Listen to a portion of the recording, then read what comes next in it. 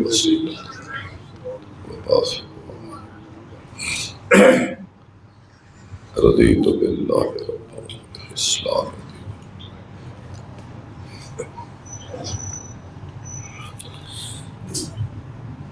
الحمد لله نحمده ونستعينه ونستغفره ونؤمن به ونتوكل عليه ونعوذ بالله من شرور أنفسنا ومن سيئات أعمالنا من يهده الله فلا مضل له ومن يضلله فلا هادي له وأشهد أن لا إله إلا الله وأشهد أن محمدا عبده ورسوله اللهم صل على محمد وعلى آل محمد كما صليت على إبراهيم وعلى آل إبراهيم إنك حميد مجيد اللهم بارك على محمد وعلى آل محمد كما باركت على إبراهيم وعلى آل إبراهيم إنك حميد مجيد أما بعد فإن خير الحديث كتاب الله وخير الهدي هدي محمد صلى الله تعالى عليه وآله وسلم وشر الأمور محدثاتها وكل محدثة بدعة وكل بدعة ضلالة وكل ضلالة في النار أعوذ بالله السميع العليم من الشيطان الرجيم بسم الله الرحمن الرحيم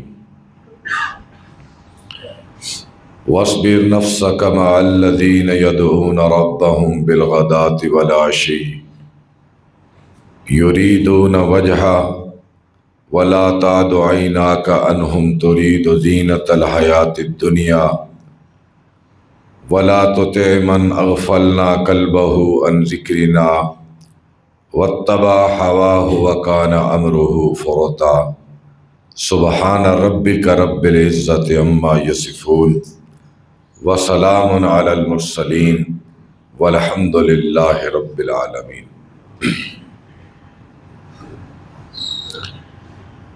اللہ تعالیٰ کی بے پناہ حمد و ثنا اور لاتعداد انگنت درود و سلام امام الانبیاء خطیب الانبیاء سید الانبیاء جناب محمد کریم صلی اللہ تعالی علیہ وآلہ وسلم کی مبارک ذات پر ہے۔ سورہ کہف سے میں نے ایک آیت مبارکہ پڑھی ہے، لیکن اس سے آگے ایک 1.5 رکوع ہے تقریباً، جس میں ایک جیسا مضمون چل رہا ہے۔ آج کے خطبے میں میں سورہ کہف کے اس رکوع یا اس سے آگے تھوڑا سا آدھا رکوع، اس کو مختصراً اس کے مفہوم کو بیان کرنے کی کوشش کروں گا۔ جو پچھلے خطبے میں نے عرض کیا تھا، یہ عنوان اسی مضمون کا بڑھاوا ہے، وہی آگے بڑھ رہا ہے۔ بغیر کسی لمبی چوڑی تمہید میں اپنی بات کا آغاز کیے دیتا ہوں، کیونکہ وقت نہایت مختصر ہوتا ہے۔ عنوان یہ تھا کہ آپ صلی اللہ علیہ وسلم کی خواہش یہ تھی کہ مکے کے سردار اسلام قبول کر لیں اور اس کے ذریعے سے اسلام کو تقویت مل جائے، جیسا کہ آپ نے دعا بھی کی تھی، یا اللہ اسلام کو عمر کے ذریعے تقویت دے۔ یہ دعا تھی نا، یہ انفرادی دعا تھی، انفرادی دعا تھی، آپ نے یہ کی تھی، اور یقیناً اس کے اثرات بھی پھر بعد میں ظاہر ہوئے۔ تو ان سرداروں کو یہ بات اچھی نہیں لگتی تھی کہ ہم بھی اسی مجلس میں ہوں اور غلام بھی اسی مجلس میں ہوں، ہم طاقتور بھی اسی مجلس میں ہوں اور یہ معاشرے کے گرے پڑے غلام مجبور غریب بھی اسی مجلس میں ہوں۔ اس کو وہ اپنی توہین سمجھتے تھے۔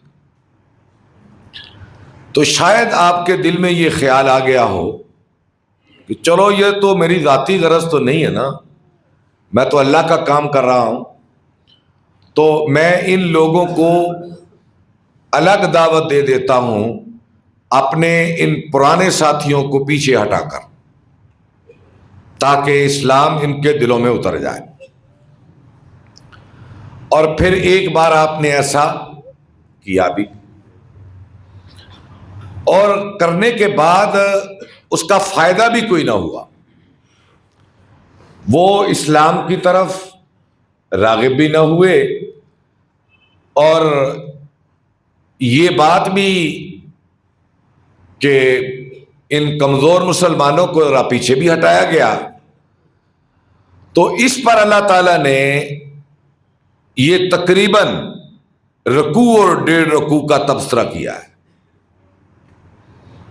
اور آگے یہ جملہ بھی ہے کہ اے میرے حبیب، ہم نے تمہیں دائی بنایا ہے، دائی دعوت دینے والا، راہ نما بنایا ہے، راستہ دکھانے والا، لیکن یہ اختیار ہم نے تمہیں نہیں دیا کہ تو کسی گمراہ کو تو چاہے تو ہدایت دے دے، یہ اختیار تیرے پاس نہیں ہے، یہ نہیں ہے اختیار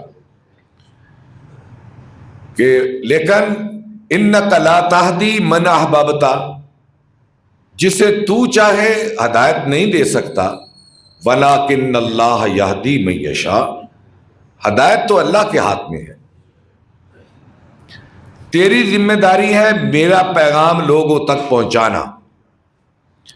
اچھا، اب اس کے بعد آگے عنوان چلتا ہے کہ جہاں اللہ نے کہا کہ اے میرے نبی آپ ان لوگوں کے ساتھ رہو جو صبح و شام اللہ کو یاد کرتے ہیں، اور جن لوگوں کا دل میں نے اپنی یاد سے غافل کر دیا ہے ان کی بات نہ مانو، انہیں اتنی اہمیت نہ دیو۔ آگے کہا وَقُلِ الْحَقُّ مِن رَبِّكَ، جو تو ان کو بتا رہا ہے نا یہ اللہ کی طرف سے حق بات ہے، وہ قرآن کی صورت میں ہے یا تیرے بول کی صورت میں، یہ کیا ہے؟ حق۔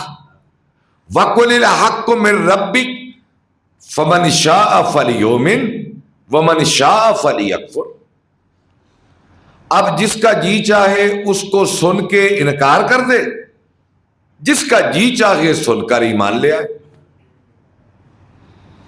اور اللہ نے انسان کی مرضی پر یہ کام چھوڑا ہے آج بھی، کہ جس کا جی چاہے وہ نیکی کر لے، جس کا جی چاہے برائی کر لے۔ ہم شیطان کو مورد الزام نہیں ٹھہرا سکتے، بھئی میں گناہ اس لیے کر رہا ہوں کہ شیطان مجھے اکتاتا ہے، اور نہ قیامت کو کوئی یہ حجت ہوگی کہ یا اللہ شیطان نے یہ مجھ سے کام کروایا۔ نہیں، انسان کے پاس ارادہ بھی ہے، اختیار بھی ہے، حق بھی واضح ہے، باطل بھی واضح ہے، نیکی بھی واضح ہے، برائی بھی واضح ہے۔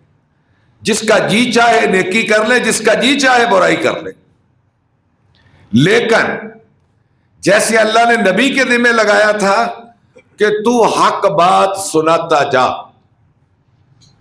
اللہ نے اس پوری امت کو نبی کے علم کا وارث بنایا ہے، نبی کی دعوت کا وارث بنایا ہے، کیونکہ آپ خاتم النبیین ہیں، آپ کے بعد نبی کوئی نہیں آئے گا، اس لیے امت کے ہر فرد کے ذمے ہے حق اور باطل کی وضاحت کرنا، اور لوگوں کو برائی اور نیکی کی تمیز بیان کرنا، نیکی کی رغبت دینا، برائی سے روکنا۔ یہ صرف ممبر والے آدمی کا کام ہی نہیں ہے، اللہ نے فرمایا کنتم خیر امۃ اخرجت للناس تامرون بالمعروف وتنہون عن المنکر وتؤمنون باللہ. چونکہ آپ کے زمانے میں صرف یہ کام حضور ہی نہیں کرتے تھے، صحابہ بھی کرتے تھے، اور ہر صحابی کرتا تھا.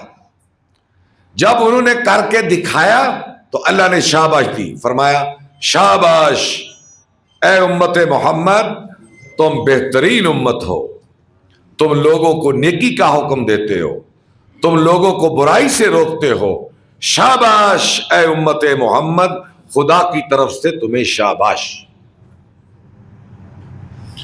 اور دوسری جگہ پر فرمایا وَلْتَكُمْ مِنْكُمْ أُمَّةٌ يَدْعُونَ إِلَى الْخَيْرِ وَيَأْمُرُونَ بِالْمَعْرُوفِ وَيَنْهَوْنَ عَنِ الْمُنْكَرِ، کہ قیامت تک مسلمانوں تم میں ایک گروہ ایسا رہنا چاہیے جو لوگوں کو یہ کام کرتا رہے کہ نیکی کا حکم دیتا رہے، برائی سے باز رکھتا رہے.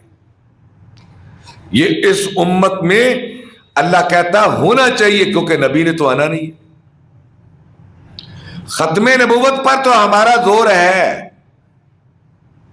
اس کے پاسبان تو بنے ہم، اس کے پہرے دار تو بنے ہم، اور اس کی چوکی داری کا کام تو امت نے کیا ہے، لیکن اللہ کی طرف انسانوں کو بلانے کا کام نہیں ہو سکا. یہ کام اس درجے پہ نہیں ہو سکا. یہ کسی خاص جماعت کا کام نہیں ہے، یہ امت کے ہر فرد کا کام ہے. باپ کا کام ہے بیٹے کو روکے، شوہر کا کام ہے بیوی کو روکے، بھائی کا کام ہے چھوٹے بھائی کو روکے، خطیب کا کام ہے مقتدی کو روکے، مقتدیوں کا کام ہے اپنی رعیت کو روکے. اللہ نے درجہ بدرجہ انسانوں کے درجے بنا دیے.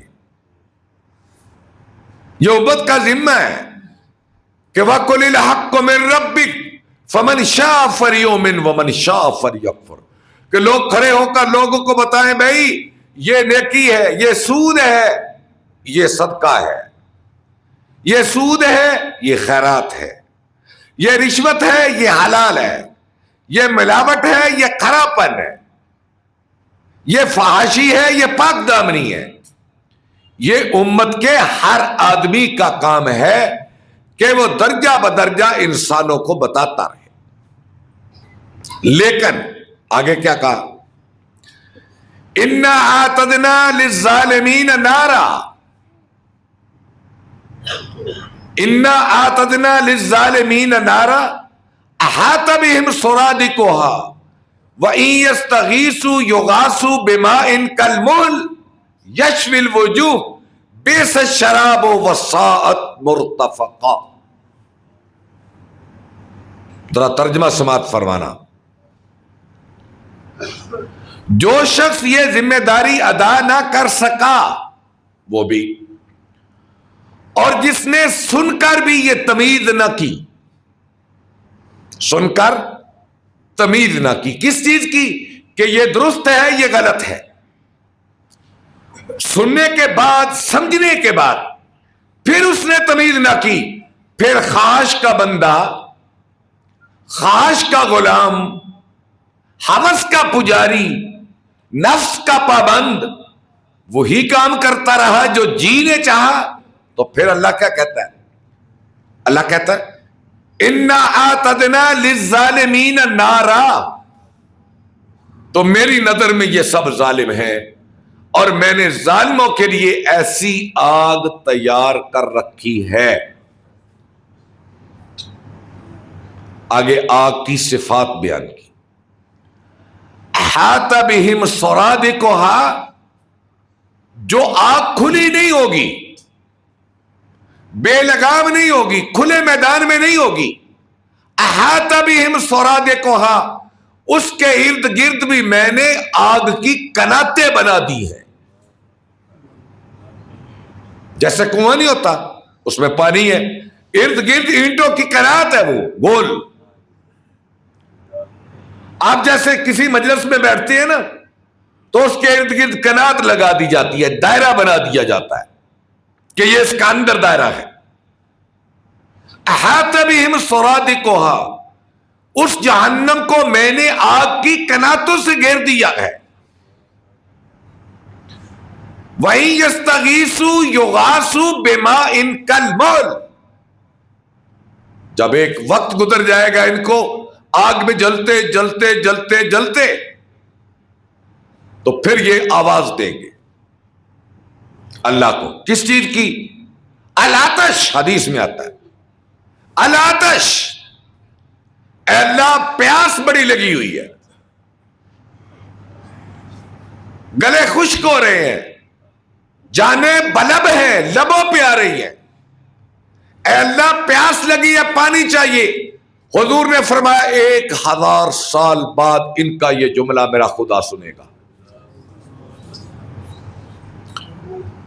یعنی یہ بھی کہہ سکتے ہیں ان کی بات سنی انسنی کر دی جائے گی، 1000 سال بعد جواب آئے گا، ہاں جی پانی۔ آپ نے فرمایا میرا اللہ کہے گا اب دوزخیوں کی پیپ جو بڑی گرم اور کھولتی ہوگی انہیں پلا دو۔ اور یہ حدیث نہیں ہے، یہ قرآن مجید کے الفاظ ہیں۔ وَإِن يَسْتَغِيثُوا، اگر وہ مدد طلب کریں گے پانی کے بارے میں، يُغَاثُوا بِمَاءٍ كَالْمُهْلِ، تلچھٹ سنی آپ نے؟ تلچھٹ یہ گاؤں میں نا، دیہاتوں میں جب گنے کا رس نکال کر اس کو بھٹی کے اوپر رکھا جاتا ہے نا، پھر گنے کے رس کو ابالا جاتا ہے گڑ بنانے کے لیے، تو پھر اس کے اوپر، یا تیل گرم نہیں کیا جاتا، تیل جب گرم کیا جاتا ہے نا اس کے اوپر جو چیز بنتی ہے نا، طے بنتی ہے، وہ تلچھٹ ہے۔ بِمَاءٍ كَالْمُهْلِ، پانی ایسا جو تلچھٹ کی طرح ہوگا، اتنا گرم اور لہو کی پیپ کا ہوگا جو جہنمیوں کے جسموں سے نکلے گی، محل اس کو عربی میں کہتے ہیں، انہیں پلایا جائے گا، وہ پینے سے انکار کریں گے، ان کے منہ میں ٹھونسا جائے گا۔ آپ نے فرمایا حدیث الگ ہے، آیت الگ ہے، جب وہ پیئیں گے یشوی الوجوہ، وجوہ چہرے کو کہتے ہیں نا، یشوی الوجوہ، چہرے کی ساری کھال اتر کر اس برتن میں چلی جائے گی۔ یشوی الوجوہ بیس الشراب، اور لوگوں یہ کتنا ہے برا پانی، بیس الشراب، کتنا ہے برا یہ پینا، وسات مرتفقہ، اور یہ کتنی بری آرام گاہ ہوگی۔ یہ ایک جھلکی دکھائی ہے اللہ نے،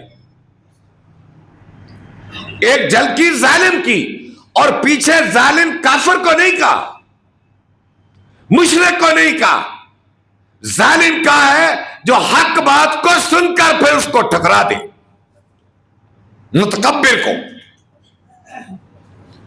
اور متکبر کون ہوتا ہے؟ جو لوگوں کو حقیر سمجھے اور سچی بات کو سن کے ٹھکرا دے، حق بات کو سن کر سمجھ کر ٹھکرا دے، اور مجبوروں کو، غریبوں کو حقیر سمجھے۔ اسلام میں یہ متکبر کی پہچان ہے۔ اچھا بھی قرآن سارا حق ہے،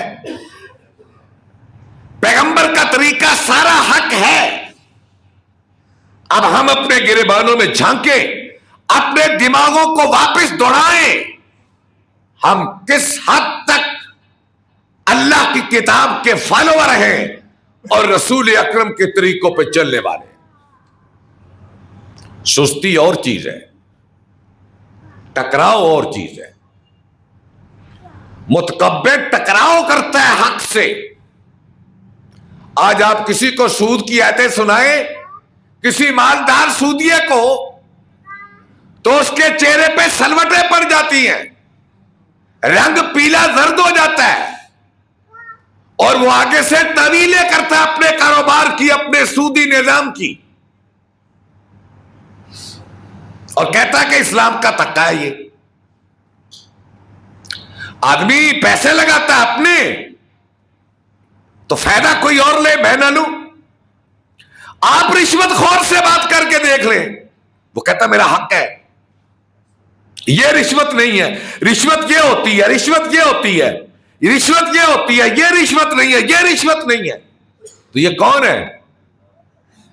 یہ ٹکراؤ کر رہا ہے حقیقت سے، حق سے، سچائی سے۔ میں نے کہا ہے سستی اور چیز ہے، ٹکراؤ اور چیز ہے۔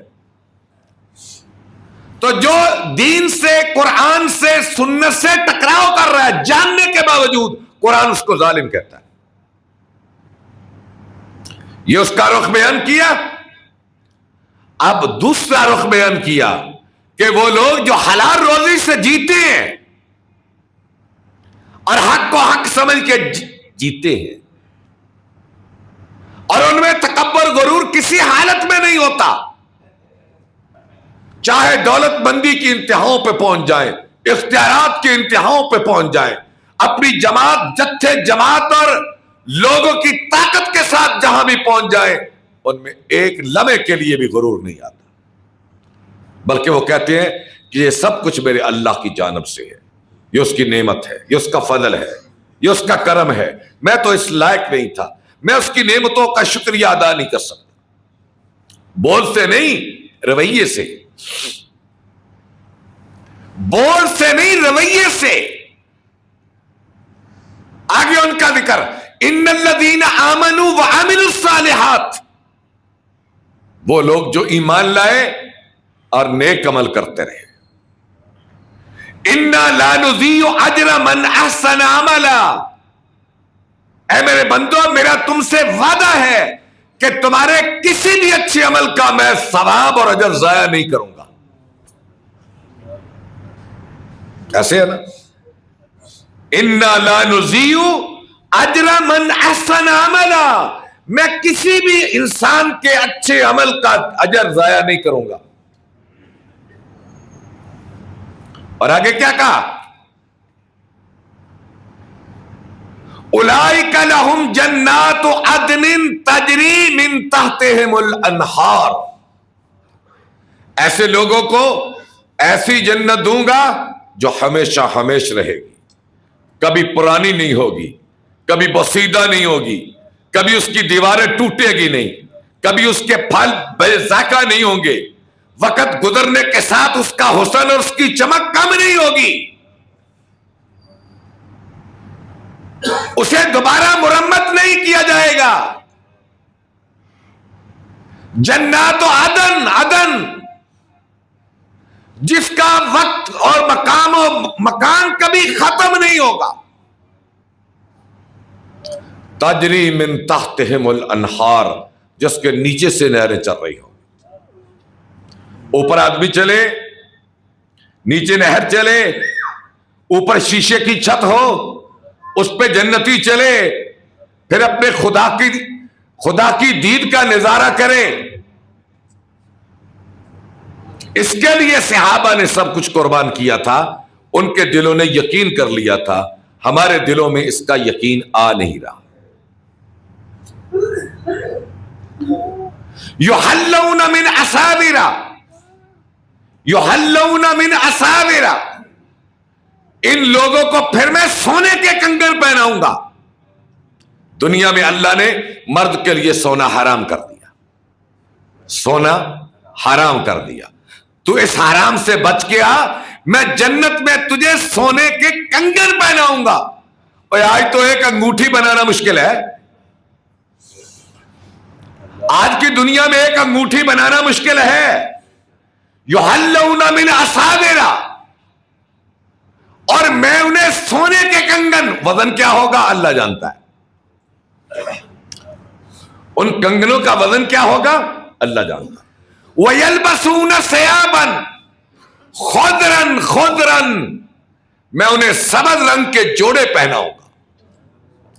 وَيَلْبَسُونَ ثِيَابًا خُضْرًا، سبز رنگ کے جوڑے، من سندس وَإِسْتَبْرِقٍ، من سندس وَإِسْتَبْرَقٍ، یہ سندس ایک لون کا نام بھی ہے، لون کا کپڑا ہے، سندس بچیوں کے نام بھی ہے۔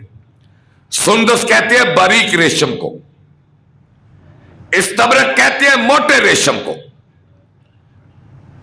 وَيَلْبَسُونَ ثِيَابًا خُضْرًا، سبز رنگ کے جوڑے، من سندس وَإِسْتَبْرَقٍ، باریک ریشم کے اور موٹے ریشم کے. اچھا، باریک اور موٹے کا یہ مطلب نہیں ہے باریک گرمیوں میں موٹے سردیوں میں، نہیں. جنت میں گرمی اور سردی نہیں ہوگی. یہ 4 موسم، یہ 2 موسم، جنت کا ایک موسم ہوگا. سورہ دار میں فرمایا لا يرون فیہا شمس ولا زمہریرا، وہاں نہ دھوپ ہوگی، نہ گرمی ہوگی، نہ سردی ہوگی. لا يرون فیہا شمس ولا زمہریرا، شمس دھوپ مراد ہے. نہ دھوپ ہوگی نہ ٹھنڈک ہوگی. وہ تو اس کا جی ہے نا آدمی کا، کبھی وہ باریک پہن لے گا، کبھی موٹا پہن لے گا، یہ اس کے ذوق کے مطابق. اور پھر سبز رنگ کے جوڑے ریشم کے موٹے یا باریک پہن کر کیا کریں گے؟ متکئین علی الارائک، اریکہ کہتے ہیں پلنگ کو. متکئین تکیہ لگائے، تکیہ. متکئین علی الارائک، اور تکیے لگائے ہوئے پلنگوں پہ آرام کر رہے ہوں گے. نعم الثواب، کیسا بدلہ ہے بھائی. وحسنت مرتفقہ، اور کیسی یہ آرام گاہ ہے جنت تیرے لیے. یہ بیان کرنے کے بعد آپ 2 آدمیوں کی مثال بیان کی. متضاد رویے ہیں نا، یہ پیچھے متضاد رویے ہیں نا، پیچھے ذکر ہو رہا ہے. ایک متکبر، ایک غریب عاجز، 2 بیان ہوئے تھے نا. اور اس لیے اللہ کے نبی صلی اللہ علیہ وسلم نے جب دعا کی کہ اے اللہ مجھے مسکین رکھنا، مجھے موت بھی مسکینی کی حالت میں دینا، اٹھانا بھی، تو حضرت عائشہ نے پوچھا یہ کیوں؟ آپ نے فرمایا اس لیے عائشہ کہ مسکین ان دولت مندوں سے بہت پہلے خدا کی جنت میں چلے جائیں گے. اس لیے ان میں سے جب کبھی کوئی تیرے دروازے پہ آئے تو واپس نہ لوٹانا، چاہے کھجور کا ایک ٹکڑا ہی کیوں نہ ہو. انہیں قریب رکھنا، خدا تجھے اپنی قربت نصیب کرے گا. انہیں قریب رکھنا، خدا تجھے قربت نصیب کرے گا. عبداللہ بن عمر بن عاص کہتے ہیں، عمر بن عاص کا بیٹا عبداللہ سردار کا بیٹا امیر آدمی تھا. کہتے ہیں میں مسجد نبوی میں داخل ہوا تو ایک کونے میں جیسے اصحاب صفہ تھے، غریب لوگ، غریب مہاجر، وہ وہاں بیٹھتے تھے اور حلقے لگے ہوتے تھے.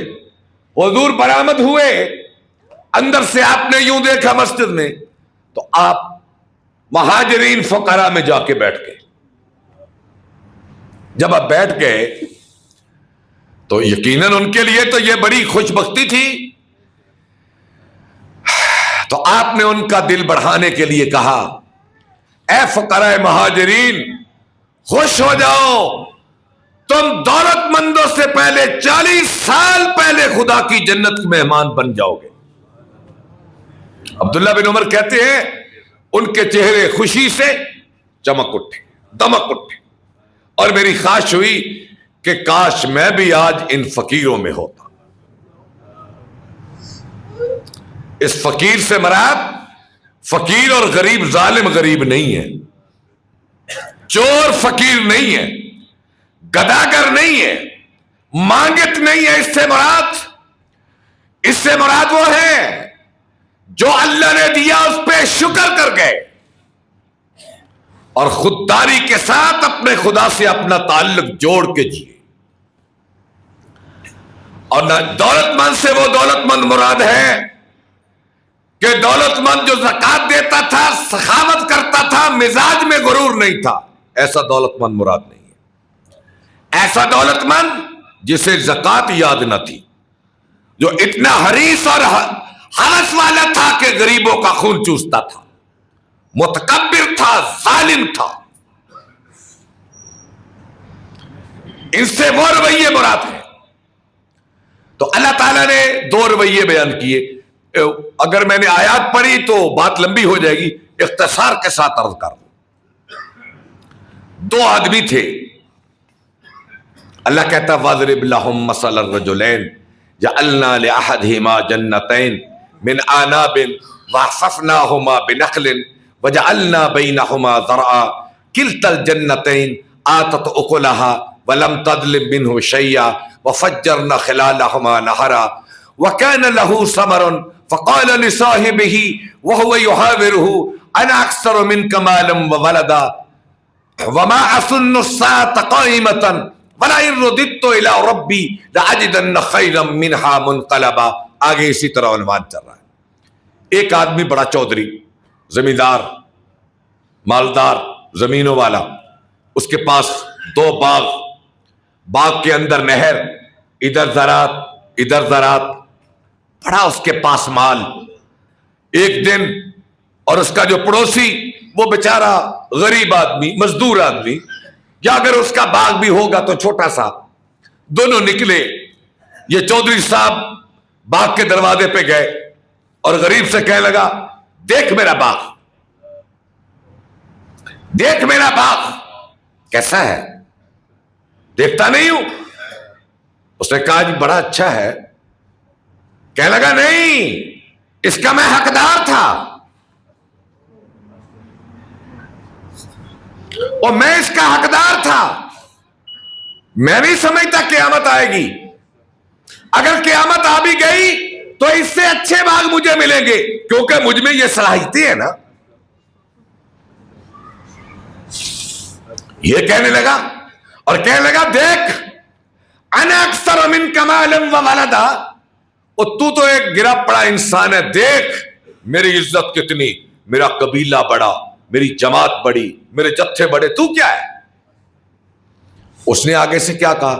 قالا کفرت بالذی خلقک من تراب ثم من نطفۃ ثم سواک رجلا لکنہ هو اللہ ربی ولا اشرک بربی احدا.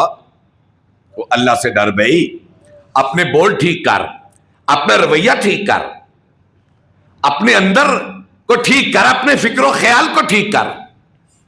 کیا تو وہی نہیں ہے جس کو خدا نے مٹی سے پیدا کیا، ثم من نطفۃ، پھر نطفے سے بنایا، ثم سواک رجلا، پھر تجھے ایک توانا اور مضبوط انسان بنایا. اب تو خدا کے سامنے کرنے لگا. کاش تو یہ کہتا ولولا اذ دخلت جنتک قلت ما شاء اللہ لا قوت الا باللہ. کاش کہ اس کے بجائے تو اپنے باغ میں جاتے وقت یہ کہتا ماشاء اللہ. ترجمہ آتا ہے؟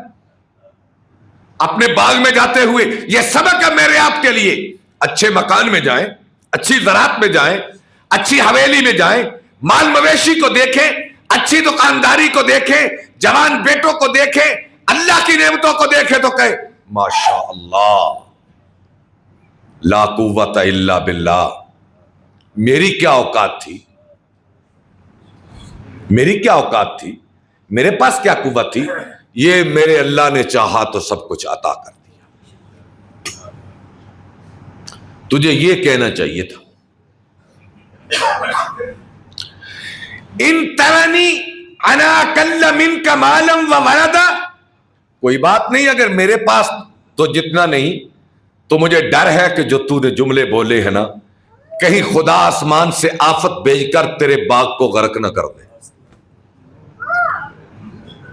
اور یصبح ماؤہا غورا فلن تستطیع لہ طلبا، اور تیرے باغ کے اندر چلنے والی نہر کو خدا اس کا پانی ختم کر دے.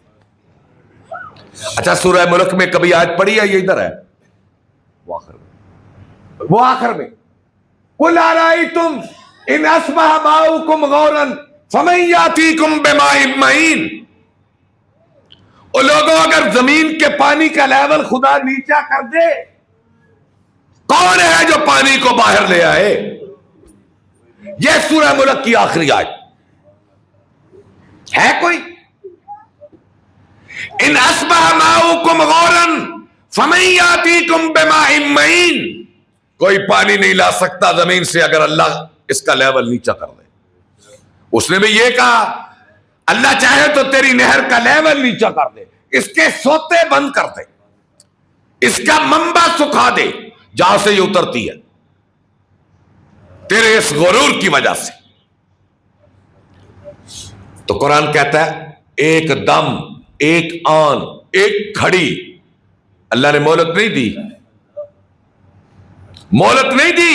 ہوا کیا, اس نے پلٹ کے اپنے باغ کو دیکھا, نہر سوکھ چکی تھی اور انگور کی بیلیں گر چکی تھی, ہر چیز چٹیل میدان بن چکا تھا, ہر چیز چٹیل میدان بن چکا تھا.